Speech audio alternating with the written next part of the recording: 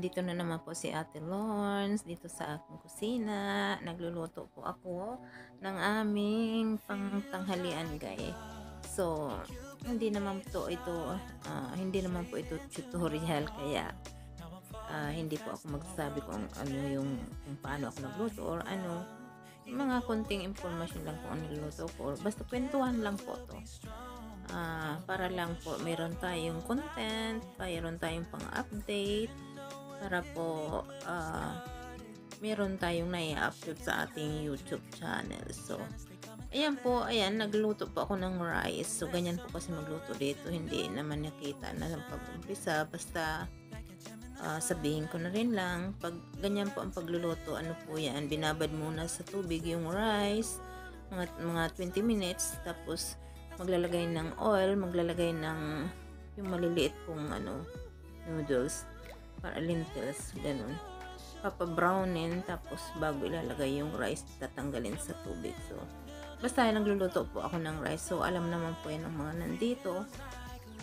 Dahil ganyan po sila magluto dito. So, kwentuhan lang po tayo, guys. Dahil nga po hindi kami nakakalabas. So, sabi ko, magluluto ako sa kusina at magkwento-kwento lang, guys. Habang ako yung nagluluto. So, nag-request sa akin si asawa na gusto niya ng paborito niya po kasi yung mulukia. Mulukia po sa Arabic yun. Kumbaga sa Tagalog po ay saluyot. Sa English ay jute leaves. Jute leaves. Ayan po, ayan. Habang nagsaing po ako, nagpapakulo din po ako ng nagpapalambot ako ng manok. Isang buong manok po at 4 na bukod na full legs. Kasi po yung buong manok, kapag malambot na siya at luto na siya, kukunin ko yung laman niya. Anuhin po yung laman lang po kukunin ko. Tapos yung buong legs na yan ay isi-separate ko po yan. Tapos po mamaya pagluto ko po ng saluyot, yung sabaw po na yan ang ipang sasabaw natin sa saluyot. Yan, makikita nyo po. Sabagay po nakailang beses na rin akong luto ng saluyot dito at nai-upload ko na rin. So, ganun lang naman po, paulit-ulit lang naman kasi syempre kung kailan natin gustong kumain, kung ano yung gusto nating pang-ulam, ganun, paulit-ulit lang naman po. So, ganun lang po yun. Basta ganyan po ako magluto. At yung saluyot po ay binili pa namin noon pa, tapos pinatuyo ko. So, stock po namin yun. Para pag hindi natag saluyot, pag wala nang gaanong nagbibenta ng saluyot sa market, meron kaming stock. Nakakapagluto pa rin kami kapag gusto namin magluto. So, ayan guys, ang daldal ni Ate Lawrence, guys. Ang kwento-kwentuhan lang tayo, guys. At hindi rin kasi ako nakakapag-live dito sa aking YouTube channel. Kaya ang content ko mostly about the food. Kahit naman po ako hindi professional na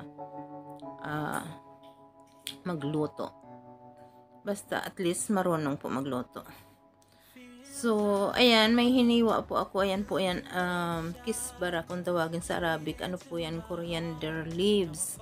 Panglagay po yan mamaya sa pagluto. At ito po yung saluyot natin na sabi ko na pinatuyo.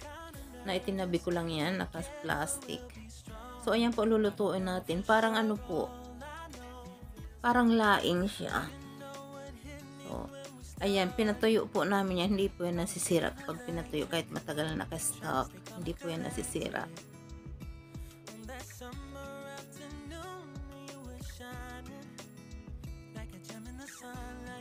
So, lulutuin natin yan, guys. Ayan, samahan nyo ako. Ako yung nagkikwento-kwento lang sa inyo, guys. Ayan, hiniwa ko na yung coriander leaves at nilagay ko sa tubig. Binabad ko muna at hugasan natin yan. So, ayan, guys. Meron din ako ditong, ayan, may lemon, onion, tomatoes, cucumber, lettuce. Ayan naman ang ating gagawing vegetable salad. So, palagi naman ganyan, guys. Pag may kainan, meron tayong konting vegetable salad, kung ano lang meron tayo dyan. So, ayan ang aking gagawing salad.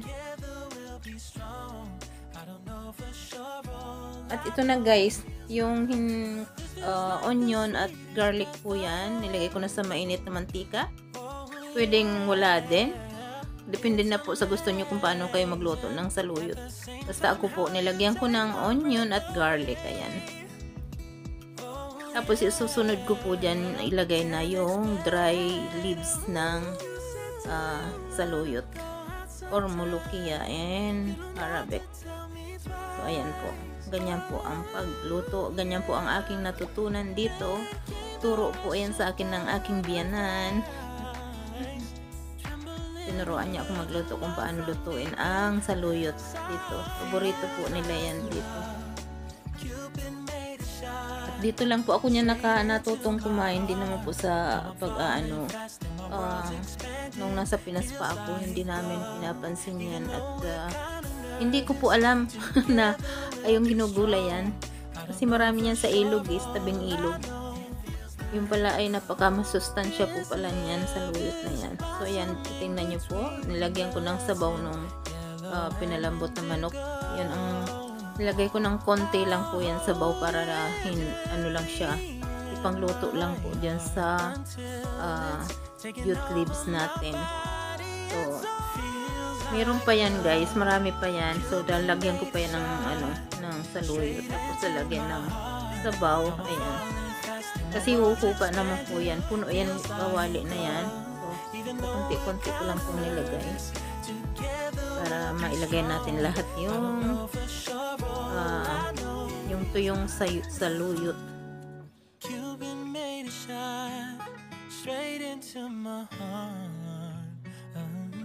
Naging paborito ko na rin po yan. Masarap po yan. At marami na rin akong nakitang nabasang tungkol sa saluyot na napakasustansya po niyan. Saluyot. So, ito naman po, ayan na, yung isang buong manok. Yung isang buong manok, ayan po, kinuha ko yung laman niya. Ayan, maliliit-liit na. Ihahalo natin yan dyan sa saluyot. Ayan po, nilagay ko na siya. Nagbo-voice over na lang po ako kasi nung nagluto ako nito ay napakaingay po. Napakalakas nung TV kasi may nanonood. So, nagbo-voice over na lang po ako. So, ganyan po ang pagluto. Kunti lang po yung sabaw na ilagay natin. Ayan.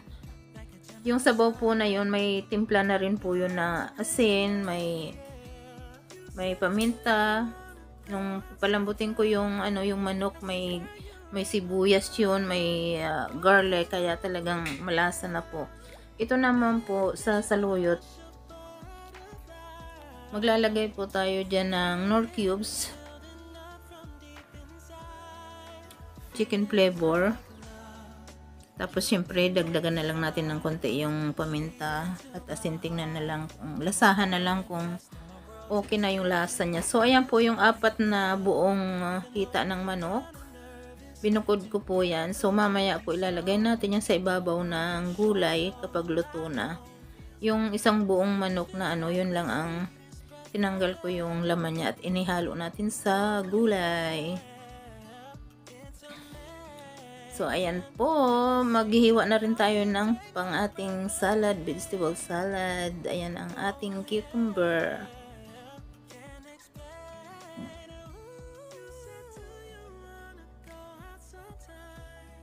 Yung ating lettuce.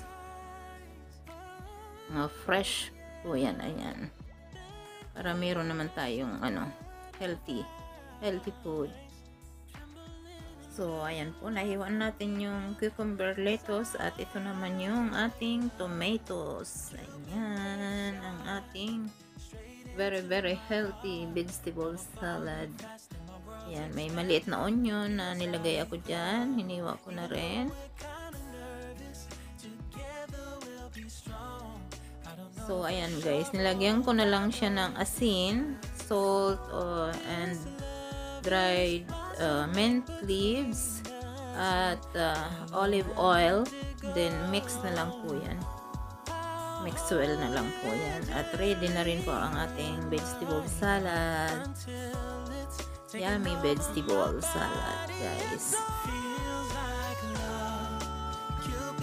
So So, ito na po yung ating saluyot, yung ating gulay, luto na po siya. So, ayan na po, nilalagay ko na yung manok sa ibabaw. Masyadong lumambot po yung manok, kaya ganyan na ang itsura niya. Mas okay nga po yan kasi malambot na malambot siya. So, ganyan na po siya isi-serve or ilagay sa bandyado. Ayusin na lang po ilagay sa. So, ayan, ready na po ang ating ulam na gulay na saluyot na may manok. At ito na rin ang ating rice with lentil. Tawagin dito sa Aria. So, ayan guys. Ayoy, magkakain na guys. Dito na to magtatapos guys. At hindi na ninyo makikita ang aming pagkain kasi hindi na pwede. Hindi ako nag-video habang nagkakain kasi hindi na i-allow dyan ni asawa. Yung pag-prepare ko lang guys sa pagluto. So, thank you so much. Maraming salamat. Maraming salamat sa lahat na nagsusuporta po. Thank you so much. God bless everyone.